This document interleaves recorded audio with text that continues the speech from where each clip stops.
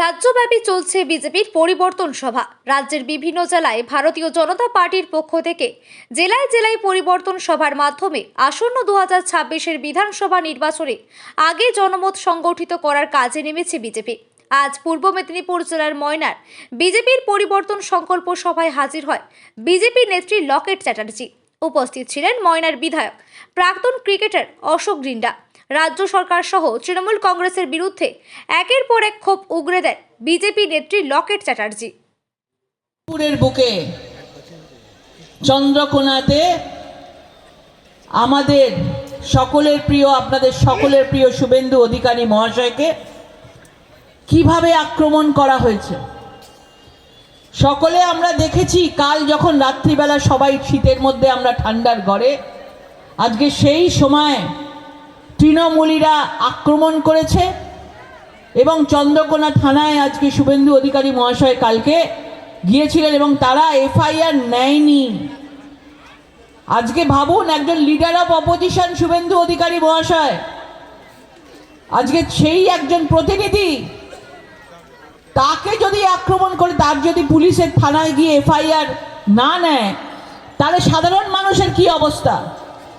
সাধারণ মানুষের উপর যদি আক্রমণ হয় আপনাদের কি হবে? তাহলে ভাবুন। এবং মনে রাখতে হবে, যত এরকম আক্রমণ হবে তত ভারতীয় জনতা পার্টি এগোবে, তত আমাদের ভোট বাড়বে। তাই তো? তাই তো দিদিরা? যত মারবে আমরা তত এগোবো, যত মারবে আমরা তত এগোবো। এবং আগামী দিনে এই মেদিনীপুরের বুকে যেটুকু আজকে তৃণমূল সরকার, তৃণমূলের দাঁত ফুটিয়েছিল কয়েকটা বিধায়ক দিয়ে, এই নির্বাচনে এই মেদিনীপুরে একটা সিটও তৃণমূল সরকার পাবে না। আজকে এখান থেকে বলে দিয়ে গেলাম, ভারতীয় জনতা পার্টি আজকে 100-এ 100 হবে। এবং আগামী দিনে আমরা 3 থেকে 77 হয়েছি এবং এখন এই 2026-এ আমরা 77 থেকে ভারতীয় জনতা পার্টি আজকে সরকার গঠন করবে, সেই দিকে এগোচ্ছে।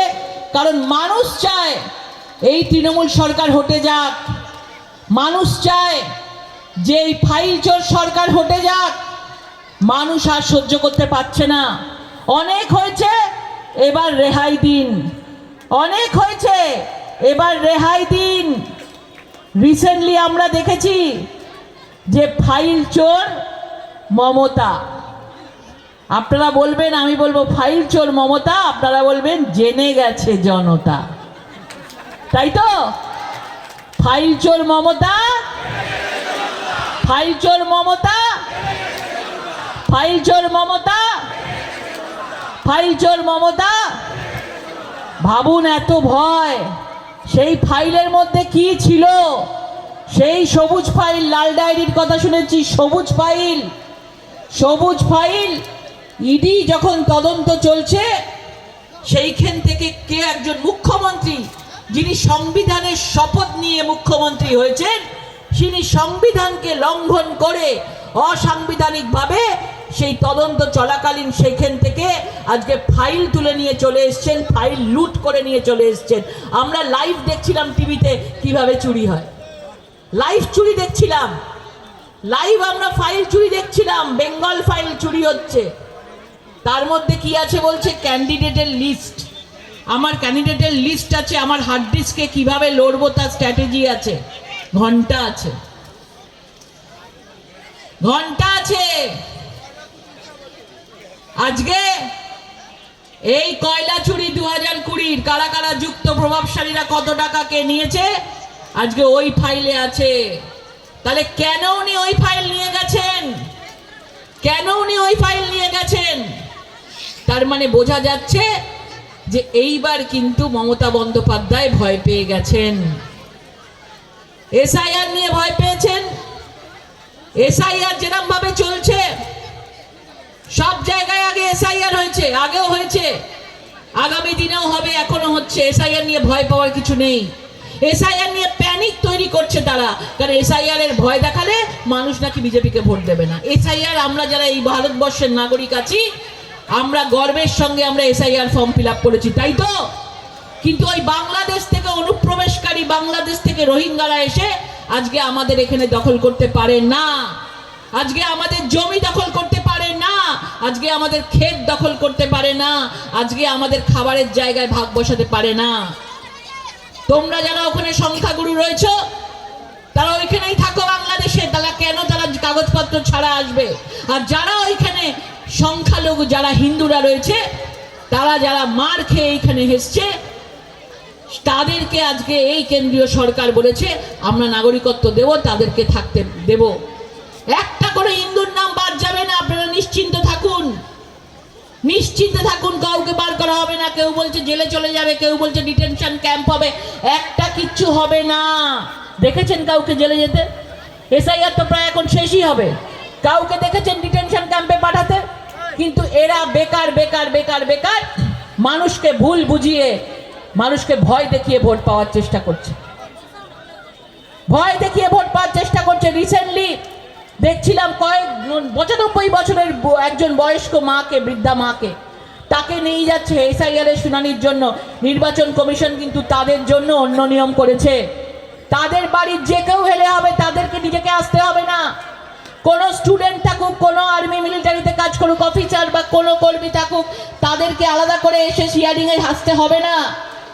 তারা কাগজের মাধ্যমে যে কোনো বাড়ির লোক দিয়ে, যাকে দিয়ে তারা সেইগুলোতে যদি অ্যাটেন্ড করে তাতেই হবে। এরা এই ধরনের ভয় দেখিয়ে প্যানিক দেখাচ্ছে, প্যানিক। আপনাদের সকলকে বলে দিই, এসআইআর কোনো প্যানিক নেই, এসআইআর আমাদের গর্ব। আমরা যেমন ভোট দিই, আমরা যেমন ভোট দেওয়ার সময় ভোটের উৎসবে যাই যে আমরাও একজন নাগরিক, সেরকম এসআইআর হচ্ছে আমরা একজন নাগরিক, এবং সেটা আমাদের কাছে গর্ব। আবার নতুন করে ঝালিয়ে নিচ্ছে এই ভারতবর্ষের কেন্দ্রীয় সরকার যে আমাদের মধ্যে যারা অনুপ্রবেশকারী রোহিঙ্গা রয়েছেন, তারা এই দেশ থেকে, শুধু বাংলা নয়, সারা দেশে 12টা রাজ্যে এসআইআর হচ্ছে। কেউ কোনো কথা বলেনি। আজকে উত্তরপ্রদেশে ভারতীয় জনতা পার্টির সরকার আছে, সেখানেও কোটি নাম বাদ যাচ্ছে। আজকে গুজরাটে ভারতীয় জনতা পার্টি আছে, সেখানেও কোটি নাম বাদ যাচ্ছে। তো বাংলায় কিসের অসুবিধা? আসলে ভারতীয় জনতা পার্টি আগে মানুষের সুরক্ষা চায়, রাজনীতিতে হারা জেতা সেটা পরের কথা। কিন্তু এই তৃণমূল সরকার মহিলাদের সুরক্ষা, কারোর সুরক্ষা চায় না, শুধু চায় জিততে হবে আমাকে। 30%-এর রাজনীতি নিয়ে জিততে হবে আমাকে, 30%-এর তুষ্টিকরণের রাজনীতি দিয়ে জিততে হবে আমাকে। সেই জন্য তুষ্টিকরণের রাজনীতি করে যাচ্ছে। আর একদিকে দেখুন, একদিকেই মুর্শিদাবাদে হরগোবিন্দ দাস, চন্দন দাসকে কুপিয়ে হত্যা করা হয়েছে, হিন্দুদের কুপিয়ে হত্যা করা হচ্ছে, কিন্তু একটা কথা বলেননি, কারণ তার যদি মুসলিম ভোট কেটে যায়। আর এদিকে দেখুন কিসের মুসলমানদের ওপর তার দয়া, কিসের বিকাশ। কিছুদিন আগে তো 39 নম্বরে মোস্তফা হোসেন আমাদের বুথের সভাপতি ছিলেন, তাকে ময়না ব্লকের সভাপতি, ওটা বলেছে অশোক বলেছে, শাহজাহান আলী, তিনি আজকে তার ওপর আক্রমণ করেছেন। ভেবে দেখুন, তাদের মধ্যেও লেগে গেছে, তাদের মধ্যে সেই জাতির প্রতিও লেগে গেছে। আপনারা বলুন, সত্যিকারের কি তাদের জন্য কিছু করেছে?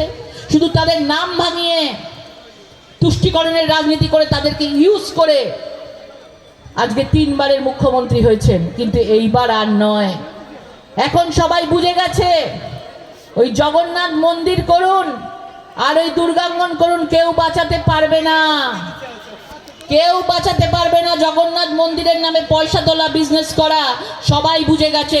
ধাম একটাই হয়, সেটা হচ্ছে পুরীর জগন্নাথ ধাম, তাই তো? পুরীর জগন্নাথ ধাম একটাই হয়, দ্বিতীয়বার কিছু হয় না। জ্যোতির্লিঙ্গ 12টাই হয়, 50টা হয় না। আমরা সব জেনে এসেছি, ইতিহাসকে পর্যন্ত ঘুরিয়ে দেওয়া হচ্ছে।